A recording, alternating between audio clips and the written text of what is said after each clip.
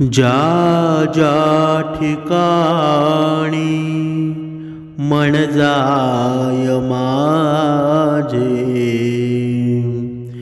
त्या त्या ठिकाणी निजरूप तुझे मी ठेवितो मस्तक ज्या ठिकाणी, तेथे तुझे सद्गुरु पाय दोन्ही। जय जय रघुवीर समर्थ, श्रीराम समर्थ। सद्गुरु चरणांना नतमस्तक होऊन या सुंदर सकाळच्या वातावरणामध्ये निरूपणास सुरुवात करूया। मायबाप सज्जनांचे स्वागत आहे। समर्थांनी सुंदर असं वर्णन केलेलं आहे। समर्थ सांगत आहेत की जर मनुष्याने या 10 गोष्टी जर जीवनामध्ये लक्षात ठेवल्या ना, जीवनामध्ये निर्माण केल्या, तर माणसाचं आयुष्य आहे ना सुखी, समाधानी आणि आनंदी होऊन जाईल। त्याच्या आयुष्यामध्ये, त्याच्या जीवनामध्ये कोणतेही अडथळे येणार नाही। पण असं हे आयुष्य हे आपण जगतो का? आपण या 10 गोष्टींचं पालन करतो का? कधीतरी मनुष्यानं या 10 गोष्टी नक्की काय आहेत त्या समजून घ्यायला हव्यात। समर्थांनी सांगितलेलं आहे, मनुष्य भरपूर धनसंपत्ती कमवतो, भरपूर सुख सुविधा, बघा त्याला बसायला गाडी असते, बघा त्याला राहायला बंगला असतो, या सर्व सुविधांनी बघा परिपूर्ण झालेला असतो। पण त्याच्या मनाला समाधान, मनाला शांती कधी मिळते का? त्याच्या मनाला मुक्ती कधी मिळते का? त्याच्या मनाला शक्ती कधी मिळते का? देवपण मिळतं का?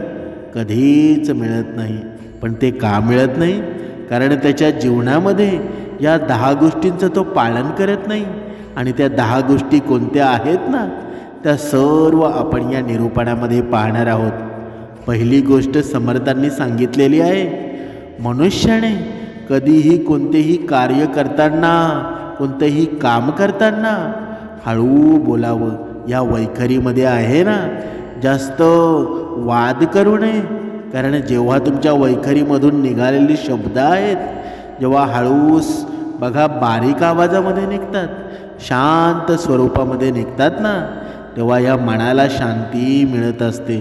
जेव्हा तुमच्या वैखरीमधून निघणारा शब्द आहे, या वैखरीमधून निघणारा प्रत्येक शब्द श्रीरामाच्या चरणांशी असतो। आणि या श्रीरामाच्या चरणाशी जेव्हा हा शब्द जातो ना, तेव्हा हा शब्द दुसऱ्याच्या जीवनातसुद्धा आनंद निर्माण करत असतो। पण आपल्या वैखरीतून निघालेला शब्द असतो, तो दुसऱ्याच्या जीवनामध्ये आनंद निर्माण करतो का? कधीतरी लक्षात घ्यायला हवं। म्हणून पहिली गोष्ट समर्थांनी सांगितलेली आहे की हळू बोला, तेव्हाच तुम्हाला शांती मिळेल। आता आपण दुसरी गोष्ट पाहूया, मीपणा सोडा। जर तुम्ही मीपणा सोडला ना, बघा कधी कधी मनुष्य काय करत असतो, माझं माझं म्हणून म्हणून पूर्ण आयुष्य जातं। धन संपत्ती, दौलत, पैसा सर्व काही कमवतो, पण मीपणा मात्र कधी सोडत नाही। आयुष्याचा शेवटचा अखेरची वेळ येते, तरीही पैसा कमवण्यामध्ये गुंतलेला असतो। पण जर मीपणा जर तुम्ही सोडला ना, तर तुम्ही मोठे व्हाल। तुम्हाला जीवनामध्ये इज्जत मिळेल, तुम्हाला तुमच्या जीवनामध्ये तुम्ही कसं जगायचं हे सामर्थ्य मिळून जाईल। म्हणून प्रत्येकानं मीपणा सोडायला हवा। आपण पाहिलं असेल, रावणाने सुद्धा मीपणा सोडला नाही, मग त्याची अधोगती झाली ना। जरी तो मोठा झाला असला, श्रीमंत मात्र झाला, पण या आयुष्यामध्ये, या जीवनामध्ये त्याला कोणी मोठं बोललं का? कधीच नाही। म्हणून मीपणा जर माणसाने सोडला ना, तर अधोगती कधीच होणार नाही। आता तिसरी गोष्ट पाहूया, भक्ती करा। बघा जर मनुष्याने भक्ती केली ना, तर मनुष्याला मुक्ती मिळेल। पण मनुष्य भक्ती करतो का? कारण का करत नाही बरं? कारण या भक्तीचं फळ आहे ना, ते लगेच मिळत नाही। बघा तसंच या मनाचं सुद्धा आहे। जर ह्या मनाने बघा आपण भक्ती करायला लागलो तर या भक्तीचं फळ आहे ना ते हळूहळू मिळत जातं। समर्थांनी बघा या मीपणाबद्दल श्लोकांमध्ये सुंदर वर्णनसुद्धा केलेलं आहे।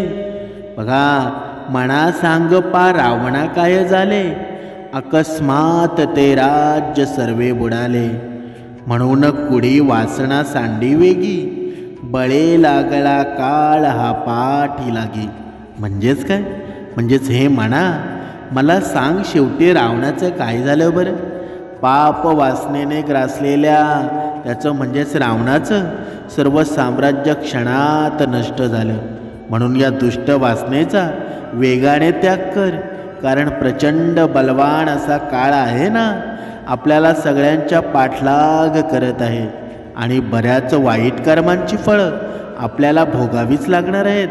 म्हणून समर्थांनी सांगितलेलं आहे, तुझ्या जीवनामध्ये ज्या काही गोष्टी तुला शक्य आहेत ना त्या गोष्टींचं तू पालन करायला हवं। म्हणजेच तुझ्या जीवनामधून मीपणा जेव्हा जाईल ना, बघा हा रावण एवढा धन संपत्तीचा होता तरीसुद्धा त्याचा मीपणा त्याचा शेवटच झाला ना, त्याची अधोगतीच झाली ना।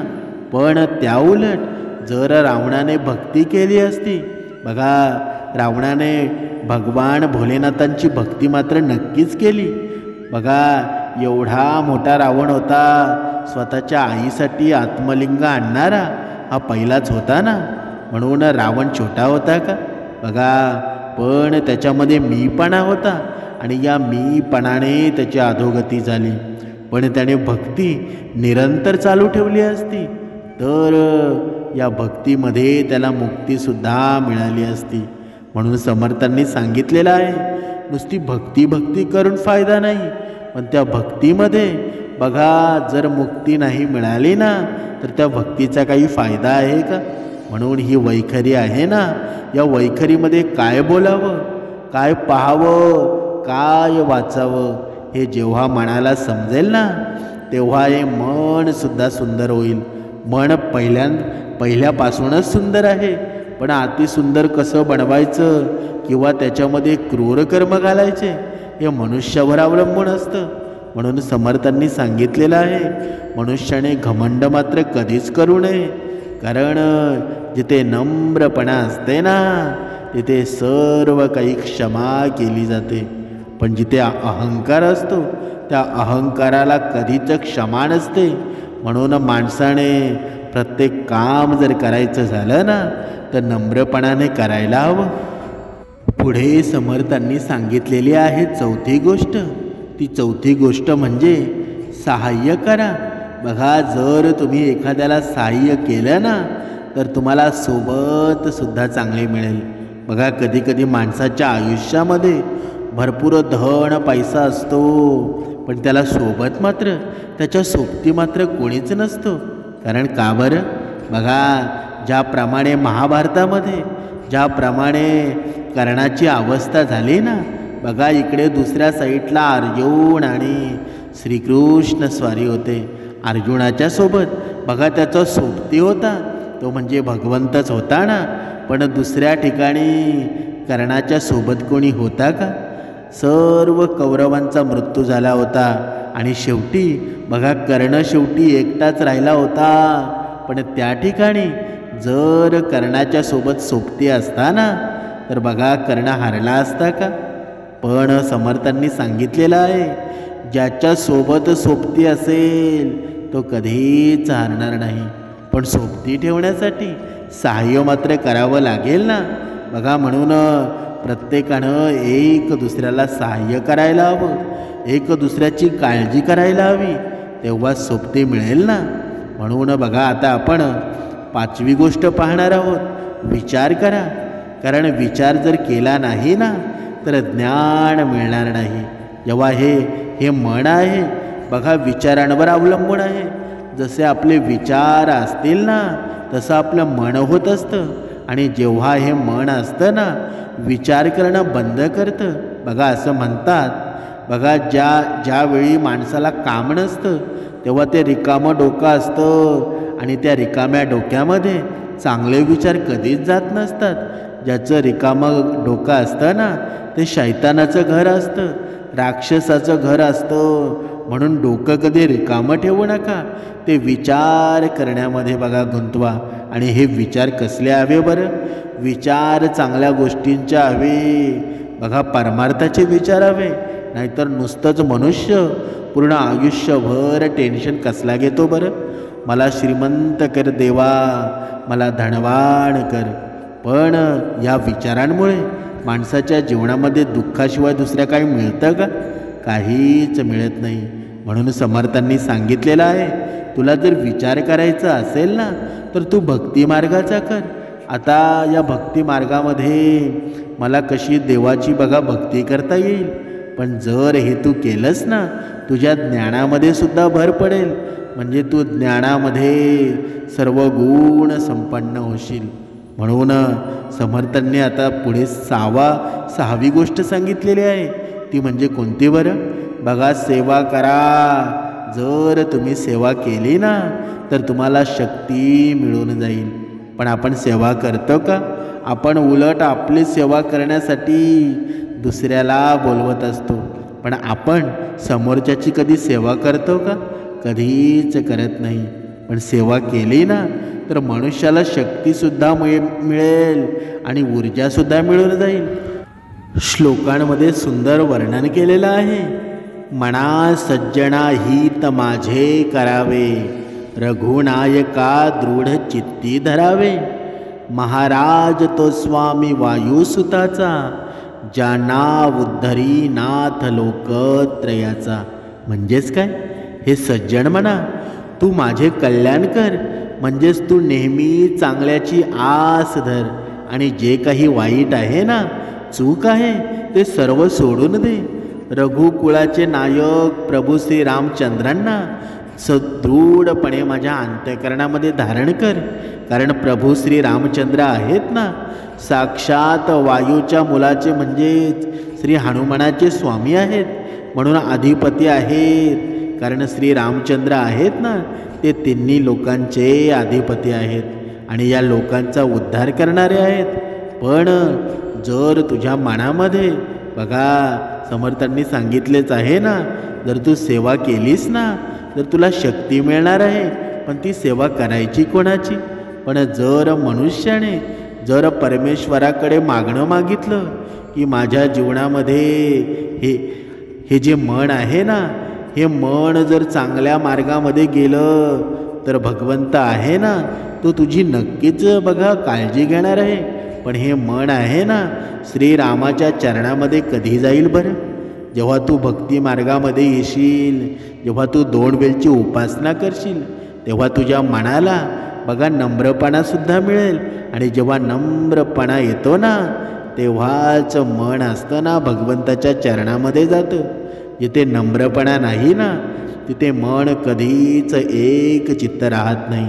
म्हणून अगोदर तुला भगवंताच्या जवळ जायचं असेल ना तर तुझ्या जीवनामध्ये नम्रपणा असायला हवा. आणि जेव्हा नम्रपणा येतो ना तेव्हा अहंकार निघून जातो. म्हणून समर्थांनी सांगितलेलं आहे, हे मना सज्जना, तू माझे कल्याण कर. तू परमेश्वराला असं मागणं माग की माझं मन आहे ना तुमच्या चरणामध्ये ठेवा, तुमच्या चरणामध्ये असू द्या. कितीही दुःख वाईट संकट जरी आलं ना तरी माझं मनाला तुम्ही बघा हलवू देऊ नका, ते एक चित्त असू द्या. समर्थांनी पुढची गोष्ट सांगितलेली आहे, जर सहन जर तुम्ही केलं ना तर तुम्हाला देव पण मिळाल्याशिवाय राहणार नाही. म्हणजेच काय? पण मनुष्य मात्र रागावर नियंत्रण कधी करतो का? कधीच करत नाही. बघा, जेव्हा त्याला समोर त्याचा फायदा दिसत असेल ना तर तिथे राग त्याचा येऊन जातो, तिथे अहंकार निर्माण होतो. पण तो असा विचार करत नाही की आपण भक्ती मार्गामध्ये आहोत, आपल्याला परधन कधीच बघा घेऊ नये.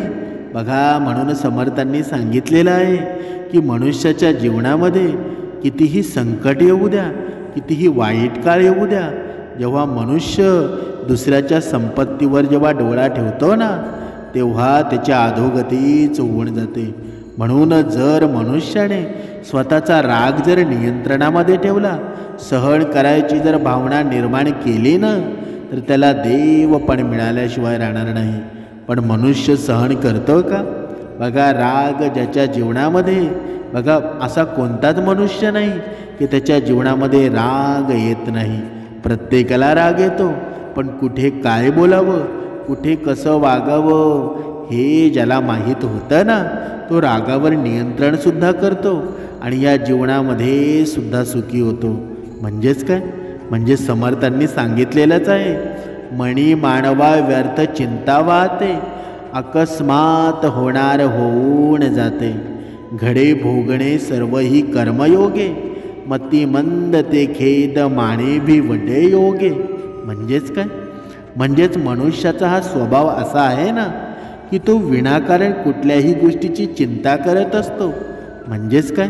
म्हणजे जेव्हा जे व्हायचं होणार आहे ना आणि ते कधी कधी अचानकच होऊन जातं. जीवनात जे काही भोगावं लागतं ते सर्व पूर्वकर्मामुळेच होतं ना. म्हणून अज्ञानी मनुष्य मात्र काही दुरावल्यास किंवा नशिबी काही भोग आल्यास त्यास दुःख मानत बसतो. पण तसं दुःख मानून चालणार आहे का? जेव्हा तू रागावर तुझ्या नियंत्रण करशील ना तेव्हा तुझ्यासमोर कितीही संकट आली तरी तुझं मन डगमगणार नाही. पण जेव्हा हे रागावर नियंत्रण करण्यासाठी समर्थांनी तुला उपायसुद्धा सांगितलेला आहे. हा रागावर नियंत्रण होतं कधी? जेव्हा माणसाच्या जीवनामध्ये मौन तयार होतो. जेव्हा माणसाच्या जीवनामध्ये, बघा, हा मौन तयार होईल कधी? जेव्हा समर्थांनी सांगितलेली उपासना ब्रह्ममुहूर्तावर उपासना होईल. जेव्हा आपण सकाळी सकाळी उठतो, बघा, स्नान करून जेव्हा ब्रह्ममुहूर्तावर आपली उपासना होते ना तेव्हा हे मन एक चित्त होतं. आणि जेव्हा मन एक चित्त होतं तेव्हा रागावर सुद्धा नियंत्रण येतो. म्हणून समर्थांनी सांगितलेलं आहे, सहन करायला शिका. ज्याच्या जीवनामध्ये सहनशक्ती आहे ना तोच सर्वोत्कृष्ट मनुष्य होतो. समर्थांनी पुढची गोष्ट सांगितलेली आहे. बघा, ही 8वी गोष्ट आहे ते म्हणजे श्रम करा. बघा, मेहनत करा. जर तुम्ही मेहनत केली नाही ना तर तुम्हाला लक्ष्मीसुद्धा मिळणार नाही. पण बघा, जेव्हा हा मनुष्य आहे ना जेव्हा भक्तिमार्गामध्ये येतो तेव्हा समर्थांना बघा काय निवेदन ठेवतो बरं, की समर्था मला धन दौलत द्या, मला भरपूर गाडी बंगला द्या, म्हणजे भरपूर श्रीमंत करा. पण समर्थांनी या भक्ताला सांगितलेलं आहे की जर तू श्रमच केलं नाही, जर तू मेहनतच केली नाही तर तुला लक्ष्मी मिळेल का? बघा, पण मनुष्याचं मन आहे ना, बघा, वाईट मार्गावर कधीही गेलेलं असतं. पण या वाईट मार्गाच्या मनाला समर्थांनी चांगल्या मार्गावर आणण्यासाठी सांगितलेलं आहे. तू भक्ती करतोस ना, भक्ती आणि श्रमाचा काही बघा जवळचा संबंध तरी आहे का? तुझे श्रम करतोस ना, ते जेव्हा तू श्रम करशील ना, जेव्हा तू मेहनत करशील तेव्हा तुला लक्ष्मी मिळणार आहे, तेव्हा तुला पैसा मिळणार आहे. पण जेव्हा तू उपासना करशील, जेव्हा तू भक्तिमार्ग करशील तेव्हा तुला सहाय्य मिळणार आहे. जेव्हा तुझे तू काम करत असशील ना त्या कामामध्ये तुला ऊर्जा देण्यासाठी भगवंत बघा इथे बसलेला आहे. त्या कामामध्ये तुला ऊर्जा जेव्हा मिळेल ना तेव्हा तू दुप्पट पटीने काम करशील आणि तुझ्या मेहनतीचं फळसुद्धा मिळेल. म्हणून परमेश्वराकडं तू धन पैसा या गोष्टी मागू नकोस. जर या गोष्टी जर तू मागत असशील ना तर तुझी भक्ती कुठेतरी अधोगतीला जात आहे. तुला दर निरूपणामध्ये सर्व काही समजत असतं तरीसुद्धा परमेश्वराकडे तू धनसंपत्ती मागत असतोस. जर दर वेळेला हे समजूनसुद्धा तर तू धनसंपत्ती मागत असशील ना तर तू अधोगतीला जात आहेस. तुझ्या जीवनामध्ये बघा कधीच शांतता निर्माण होणार नाही. आणि शांतता जर निर्माण करायची असेल ना तर या निरर्थक गोष्टीपासून दूर हो, सावध हो. जेव्हा तू सावध होशील ना तेव्हा तुझ्या जीवनामध्ये तू मेहनत करायला लागशील आणि प्रत्येक मेहनतीमध्ये परमेश्वर तुला दिसू लागेल आणि तेव्हाच तुला लक्ष्मीसुद्धा मिळेल. म्हणून आता आपण 9वी गोष्ट पाहूया. समर्थांनी सांगितलेली आहे जर तुम्ही समाधानी राहा आणि समाधानी राहिले ना तर तुम्हाला सुख मिळून जाईल. बघा इथे समर्थांनी सुंदर उदाहरणसुद्धा दिलेलं आहे की जेव्हा मनुष्य बघा एका मनुष्याकडे भरपूर संपत्ती असते, एकाकडे अजिबात संपत्ती नसते, त्याच्याकडे सदा दारिद्र्य असतं. पण ज्याच्याकडे भरपूर पैसा असतो ना बघा तो सुखी असतो का? म्हणजे पैसा हा सुख मिळवण्याचं साधन आहे का? समाधानी राहायचं साधन आहे का? तर अजिबात नाही. ज्याच्याकडे पैसा आहे ना जर परमेश्वराच्या मनामध्ये नसेल ना तर पैसा असून सुद्धा समाधानी राहत नाही. पण जो दारिद्र्य बघा जो गरीब व्यक्ती असतो त्याच्याकडे पैसा नसतो, तो नेहमी म्हणत असतो की मला याच्यासारखं परमेश्वरा बनव, मला सुद्धा श्रीमंत व्हायचं आहे. पण समर्थांनी त्या मनुष्याला सांगितलेलं आहे त्याच्यापेक्षा तुझं जीवन आहे ना सर्वात श्रेष्ठ आहे. तू इतरांची बघा तुलना तुझ्याशी करू नकोस. जेव्हा तू इतरांशी तुलना तुझ्याशी जेव्हा करायला लागतोस ना तेव्हा ते दुःख तुझ्या जीवनामध्ये भरपूर येऊन जातं. म्हणून समाधानी राहा. जर तू समाधानी राहिला नाहीस ना तर तुझ्या जीवनामध्ये सुख कधीच येणार नाही. म्हणून समर्थांनी सांगितलेलं आहे प्रत्येक स्थळी आपण समाधानी राहायला हवं. म्हणून समर्थांनी सांगितलेलं आहे मरे एक त्याचा दुजा शोकव आहे, अकस्मात तोही पुढे जात आहे. पुरेना जणी लोभरे शोभत्याते, म्हणोनी जणी मागुता जन्म घेते. म्हणजेच काय? म्हणजे जेव्हा एक मनुष्य मृत्यू पावतो तेव्हा त्याचे आत्मस्वकीय मित्रमंडळी असतात, त्याच्याबद्दल शोक करत बसतात. पुढील काळामध्ये बघा ही कोणीतरी अकस्मात मृत्युमुखी होतो आणि माणसाचे लोभ म्हणजे इच्छा असते ती बघा असीमित असल्याने त्या कधीच पूर्ण होत नाही आणि त्यातून निर्माण होणारी व्याकुलता आहे ना ती कधीच शांत होत नाही. म्हणूनच या अपूर्ण वासनांमुळे त्या अपूर्ण वासना पूर्ण करण्यासाठी माणसांना परत जन्म घ्यावा लागतो. बघा समर्थांनी सांगितलेलं आहे की जर हे जीवनचक्र आहे ना हे असंच चालू राहणार आहे, लोभ अहंकार याच्यामध्ये गुंतून राहणार आहे, पण त्याच्या पाठीमागे तू लागू नकोस. तू समाधानी तुला राहायचं असेल ना तर जे तुझ्याकडं आहे ना तेच सर्वश्रेष्ठ मान. आणि जेव्हा तू तुझ्याकडे आहे ते तू सर्वश्रेष्ठ मानायला लागशील ना तेव्हा तुला सुख मिळणार आहे. म्हणून तुझ्याकडे पैसा येऊन तुला सुख मिळणार आहे का? कधीच मिळणार नाही. म्हणून ज्या क्षणिक गोष्टी आहेत ना त्यांच्या पाठीमागे तू लागत बसू नकोस, कारण त्या क्षणिक गोष्टी आहेत. तुझ्या जीवनाचं कधी वाटोळं करतील ना, तुझ्या जीवनामध्ये कधी वासना निर्माण करतील ना, तुला सुद्धा कळणार नाही. पण त्या क्षणिक गोष्टींचा विचार करण्याव्यतिरिक्त तू जर श्रीराम समर्थांचा जर विचार तुझ्या मनामध्ये आणलास तर तुझे जीवनसुद्धा सोन्याहून पिवळं होईल ना, तुला स्वर्ग मार्ग मिळेल.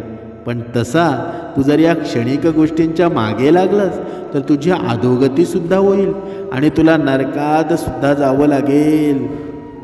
समर्थांनी पुढची गोष्ट सांगितलेली आहे, कर्तव्य करा मोक्ष मिळून जाईल. म्हणजेच काय? जर तुला मोक्षप्राप्ती हवी असेल ना तर तुझे कर्म आहेत ना तर ते श्रेष्ठ असायला हवे. तुझे जर कर्म जर श्रेष्ठ असतील ना तर तुला कसलीही चिंता नाही, कोणत्याही भक्तिमार्गामध्ये अडकण्याची गरज नाही. तुझ्यासोबत देव कधी येऊन जाईल ना तुला कळणार सुद्धा नाही. म्हणून समर्थांनी सांगितलेलं आहे तू कोणाचं वाईट कधी चिंतू नकोस, तुझं कधीच वाईट होणार नाही. तू कोणाला दुखवू नकोस, तुला कोणी दुखवणार सुद्धा नाही. तू कोणाबद्दल वाईट बोलू नको, तुझ्याबद्दल कोणी वाईट सुद्धा बोलणार नाही. तू कोणाला फसवू नकोस, तुला कोणीही फसवू शकणार नाही. तू कोणाला उपाशी ठेवू नकोस, तू कधी स्वतः उपाशी सुद्धा राहणार नाहीस. सेवा करत राहा, सेवा करायला प्रवृत्त कर. तुला मी कधी हे एकटा पाडू देणार नाही, तुझ्या मी सदैव सोबत असत. म्हणजेच काय? म्हणजे समर्थांनी या मनुष्याला सांगितलेलं आहे जर तू भगवंताच्या बघा चरणाशी राहशील, जर तुझ्या वैखरीमध्ये गोड शब्द असतील, जर तुझ्या वैखरीमध्ये श्रीरामाचे हे आचरण करणारे शब्द असतील ना, तर तुझ्या जीवनामध्ये आनंदच निर्माण होईल. आणि ज्याच्या जीवनामध्ये हे सर्व काही गोष्टी असतात ना, त्याच्यासोबत मी नेहमी सदैव असतो. त्याला मला बोलवण्याची कधीच गरज भासत नाही, कधीच काही होत नाही. म्हणजेच काय, म्हणजेच परमेश्वराला जे आवडतं ते जर भक्ताने केलं ना, तर भक्ताला परमेश्वराला हाक मारण्याची गरज नाही, तो स्वतः तुमच्या मदतीला येऊन जातो. एवढी श्रेष्ठ भक्ती, श्रेष्ठ शक्ती तुम्ही कुठे पाहिली आहे का? कुठेच पाहिली नसेल. म्हणून भगवंताला जे आवडतं ना, तर भगवंताला जे आवडतं ते काय असतं बरं? ते म्हणजे आपले कर्म जर चांगले असतील ना, तर सर्व काही व्यवस्थित होईल.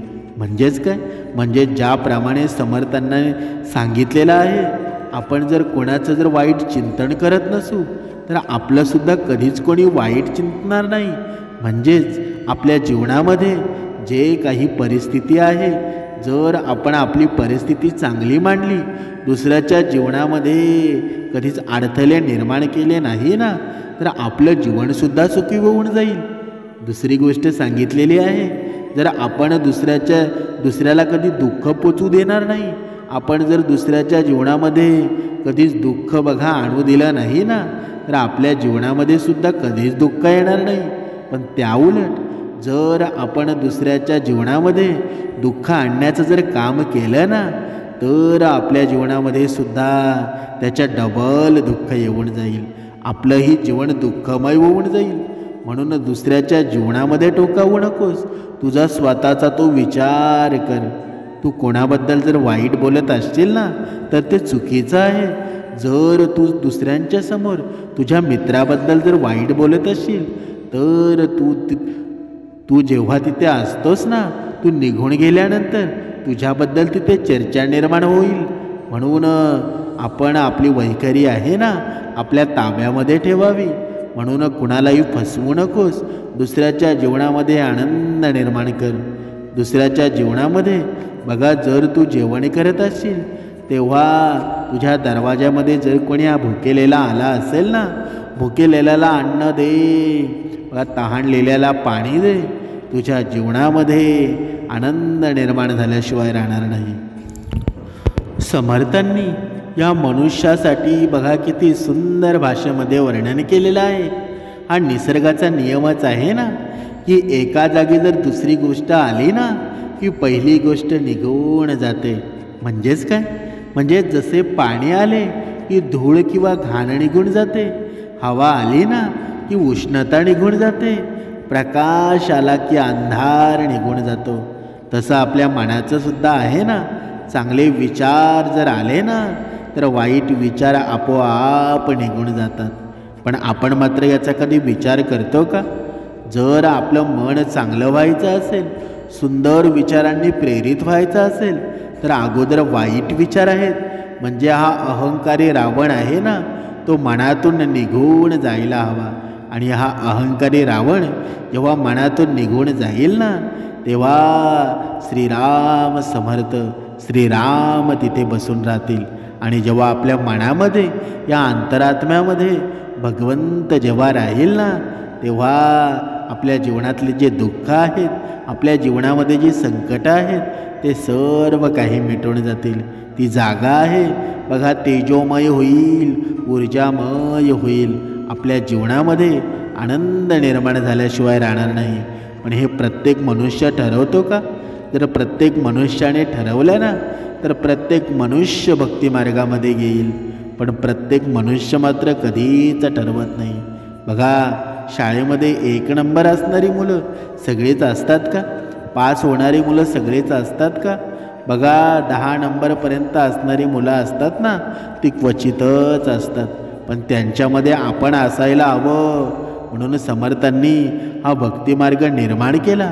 प्रत्येक मनुष्याला, तुम्हाला लिहिता वाचता आलं नाही तरी चालेल, प्रत्येक मनुष्याने हा भक्तिमार्ग करावा. एवढा साधा आणि सोपा हा मार्ग समर्थांनी आपल्याला सांगितला. आणि तो जो नम्रपणे पवित्र मनाने ही भक्ती करतो ना, त्याला प्रचिती आल्याशिवाय राहणार नाही. प्रत्येक क्षणी तुम्ही जिथे कुठे जाल ना, प्रत्येक कामाची सुरुवात जर सद्गुरूंच्या या नामाने केली ना, श्रीरामांच्या या नामाने केली, तुमच्या जीवनामध्ये चांगल्याच गोष्टी घडणार आहेत, पॉझिटिव्हच गोष्टी घडणार आहेत. तुमच्या जीवनामध्ये प्रत्येक कामामध्ये आनंद निर्माण होईल, ऊर्जावान होऊन जाईल. आणि प्रत्येक दिवस प्रत्येक क्षण जर आपल्याला हा ऊर्जावान करायचा असेल तर या भक्ती मार्गामध्ये 2 वेळची उपासना करायला हवी. प्रत्येकाच्या जीवनामध्ये या वैखरीमध्ये प्रेमाचे शब्द निर्माण व्हायला हवे. जर आपण बोलताना जर समोरच्यांना बघा बोललं ना की ह्या मनुष्याला जेव्हा मी भेटतो ना तेव्हा मला देवाचं बघा दर्शन होऊन जातं, मला असं कधी कधी क्वचित वाटतं की हा देव तर नाही ना, असं जर कोणी मनुष्य म्हटला ना तर आपण समजून जावं की आपली भक्ती आहे ना ती योग्य मार्गावर चालली आहे. म्हणून जीवनामध्ये कुणाला दुःख देऊ नका, सर्वांच्या चेहऱ्यावर आनंद निर्माण करा. तुमच्या जीवनामध्ये सुद्धा सुख आल्याशिवाय राहणार नाही. जय जय रघुवीर समर्थ.